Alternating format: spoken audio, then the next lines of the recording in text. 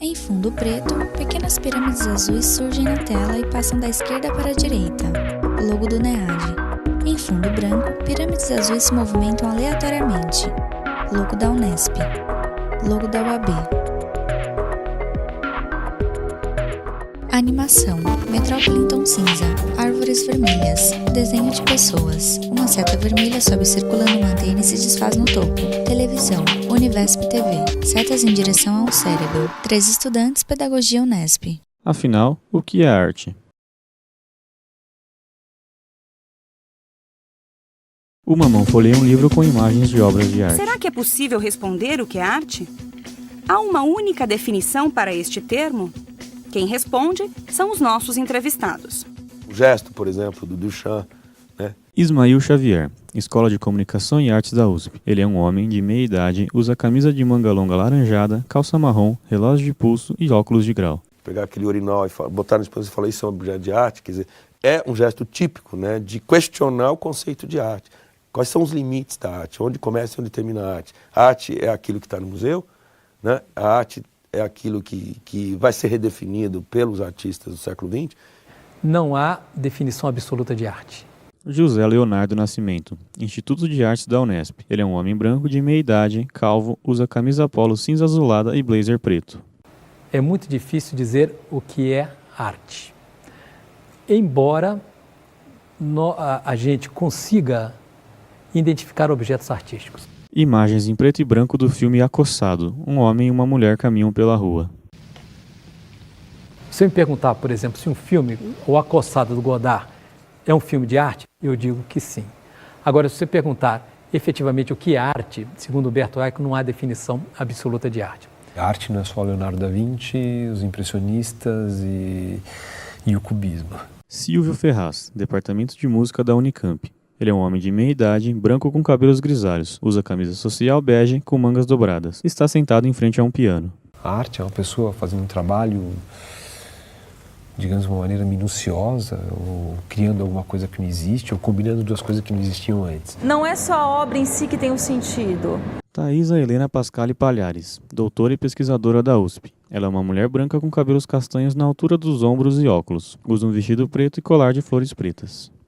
O sentido da obra depende da relação dela com o espectador, da relação dela com o público, da relação dela com a sociedade. Ou seja, a obra de arte faz parte de um sistema maior e a definição da obra ela vai vir também a partir desse sistema de arte. Mas se você quer saber o que é arte, volte para a Terra uns 100 anos depois que alguma coisa fez. Teixeira Coelho, Escola de Comunicação e Artes da USP. Ele é um homem branco de meia idade com cabelos brancos curtos e óculos de grau. Usa camisa polo azul escuro e blazer azul talcado. E aquilo que tiver sobrevivido será arte. É uma ideia. Poderia te dar uma outra ideia dizendo que arte é aquilo que se opõe à cultura. Arte não é cultura. Eu faço questão de frisar isto. A cultura se repete. A cultura serve para a identificação, para o reconhecimento, para apaziguar, para acolher as pessoas, para fazer as sentir-as confortável. A arte na nossa sociedade ocidental, sobretudo a partir da modernidade contemporânea, é feito para tirar o tapete debaixo do pé das pessoas, para desestabilizar, para provocar o espanto, a dúvida. Então são funções completamente diferentes. Cenas do filme Je vous salue Sarajevo, 1993, Jean-Luc Godard. Mão segura cigarro na janela. Soldado armado com fuzil.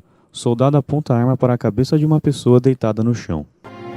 Cultura é a regra. E a arte é a exceção. Todos falam a regra. Cigarro, computador, camiseta, televisão. Turismo, guerra. Ninguém fala a exceção. Ela não é dita. É escrita, Flaubert, Dostoiévski. É composta, Gershwin, Mozart. É pintada, Cézanne, Vermeer. É filmada, Antonioni, Vigo. O cinema, para ser arte, também precisa trazer questões novas e desestabilizar? Não tem a menor dúvida, não é? A maior parte do cinema que a gente consome hoje, Teixeira Coelho. os filmes comerciais, são todos reproduções, atualizações da literatura do século XIX. No fundo é isso, não fazem mais do que filmar, digamos, romances. Alguns filmes filmam mais literalmente, como os ingleses, outros menos literalmente, mas fazem isso. Ao lado disso, existe um cinema que o tempo inteirinho se furta a você. Cena em preto e branco do filme Alphaville, 1965, de Jean-Luc Godard. Em um ambiente escuro, uma luz de lanterna se movimenta. Por causa do papel principal que exerce na organização lógica. O Godard, ao longo de uma narrativa, coloca, por exemplo, espaços negros. Acaba a imagem e fica um tempo negro, o quadro. Isso um filme americano, de comercial, jamais se permitiria fazer. Nenhum produtor deixa que isso aconteça. O filme americano tem que vir no começo, meio e fim, ele tem que pegar você e conduzir você daqui para cá. Filmes como o Godard te dão uma liberdade de pensar. E quando você pensa, você deixa de ser esse receptor passivo que as pessoas dizem que são, que não há nada, e você participa do filme. Então é perfeitamente possível, sim, existir um cinema de arte dentro da indústria cinematográfica. Cenas do filme Elogio do Amor, 2001, de Jean-Luc Godard. Pessoa deitada de bruços em um banco no passeio público. Um dos 4 momentos do amor. L'Église marche avec le temps. A igreja funciona com Comment o tempo. rendrait-elle aux pauvres qui sont les Como héritiers entrega ela aos légitimes de pobres, Dieu herdeiros legítimos un de royaume Deus, qui n'est um pas de reino ce que não é monde? deste mundo? José o Leonardo Godard Nascimento. é um cineasta inovador. Da Nouvelle Vague, talvez foi ele que levou essa experimentação da linguagem cinematográfica mais longe, não é isso? Ele tem um adversário que ele nomeia nos anos 60, depois que o Che Guevara disse que era necessário, era fundamental, isso é atribuído ao Che Guevara, ao célebre guerrilheiro argentino que venceu em Cuba, que morreu na Bolívia, né? Che Guevara dizia que era necessário que houvesse a eclosão de 1, 2, 3, 4 vietnãs, e o Godard, ele absorvia essa frase do Che Guevara e dizia: é preciso de 1, 2, 3, 4 vietnãs contra Hollywood. Cenas do filme Nossa Música, 2004, de Godard. 2 soldados caminham dentro da água com fuzis erguidos.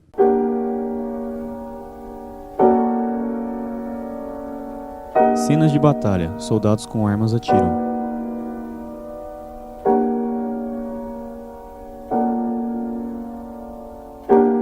Amontoado de pessoas mortas.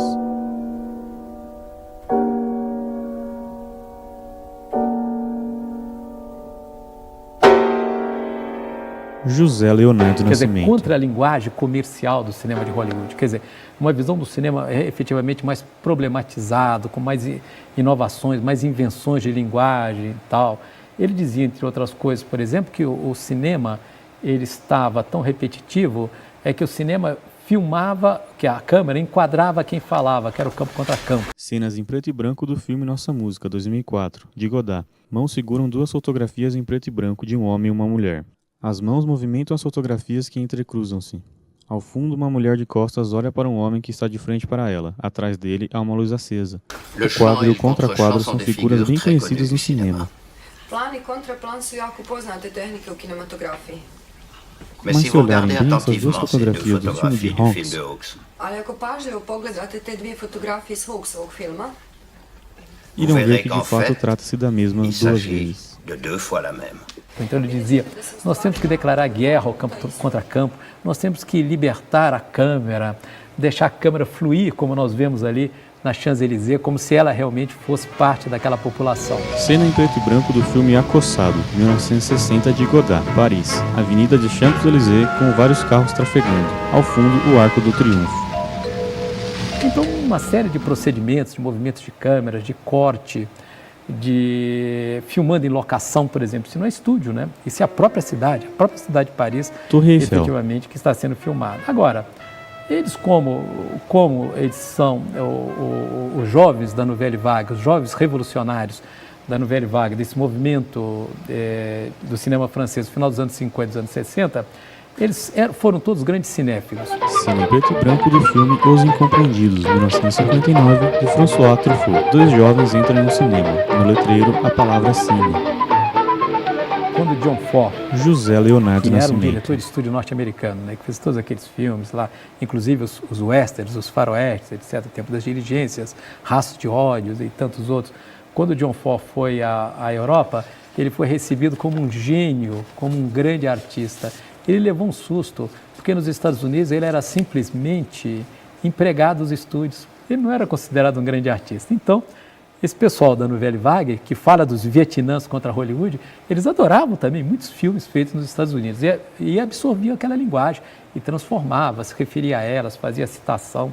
É também muito um filme se referindo a outros filmes, que é uma característica das manifestações artísticas vanguardistas, não é isso, do século XX. Cena do filme O Desprezo, 1963, de Jean-Luc Godard. Homem de idade vestindo terno preto, com um cigarro na boca, encontra-se com um homem vestindo terno cinza e chapéu, e uma mulher loira vestindo taiô preto. Minha esposa, Camille. Muito prazer. Fritz Lang. Bom dia. Foi ele que fez aquele western com Marlene Dietrich. É formidável. Prefiro M, o vampiro de Düsseldorf. Acabamos de vê-lo na TV. Gostei muito. Obrigado, é muita gentileza sua. Teixeira Coelho. Nenhuma pessoa ligada ao meio do cinema nos Estados Unidos vai se referir ao cinema como cultura.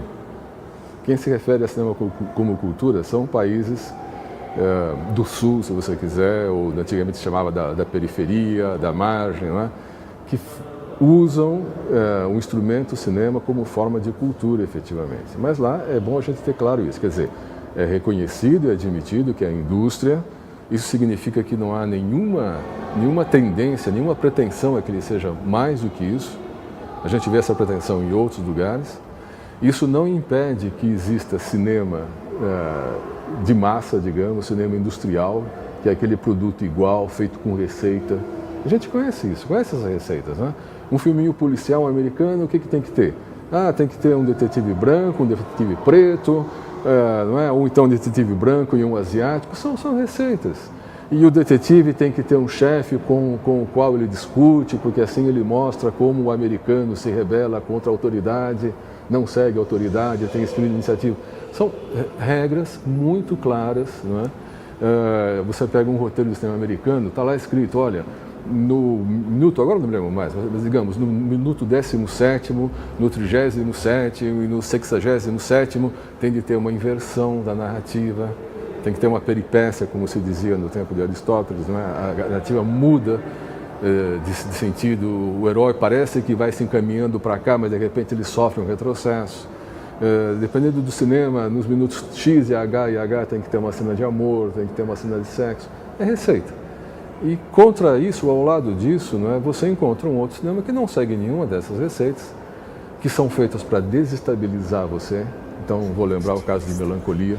Cenas do filme Melancolia, 2011, de Lars von Trier.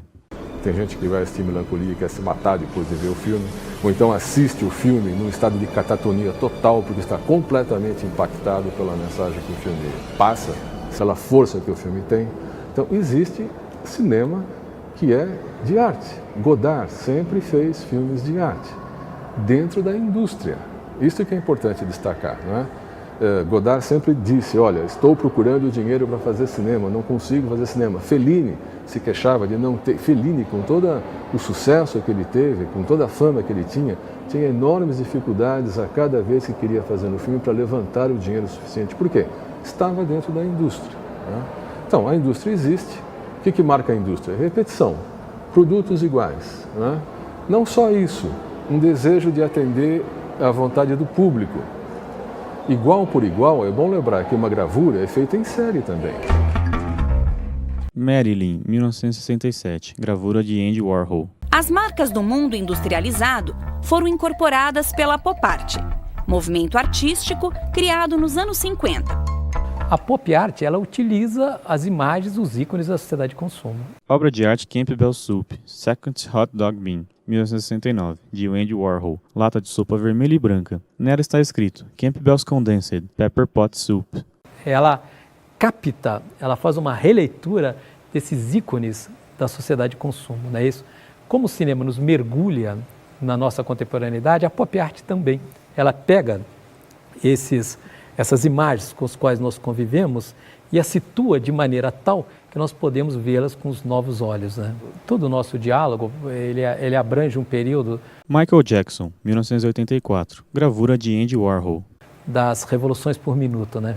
E essas revoluções foram levadas ao extremo durante o século XX, ali com os movimentos de vanguarda, né? Isso, onde o que era fundamental era você mostrar o mundo com olhos novos, quer dizer, você abolir os códigos de produção artísticas existentes anteriormente. Tanto que o Adorno tem uma frase que as manifestações artísticas, elas vivem a questão revolucionária naquilo que lhes é próprio, porque a vanguarda, ela carrega tensão.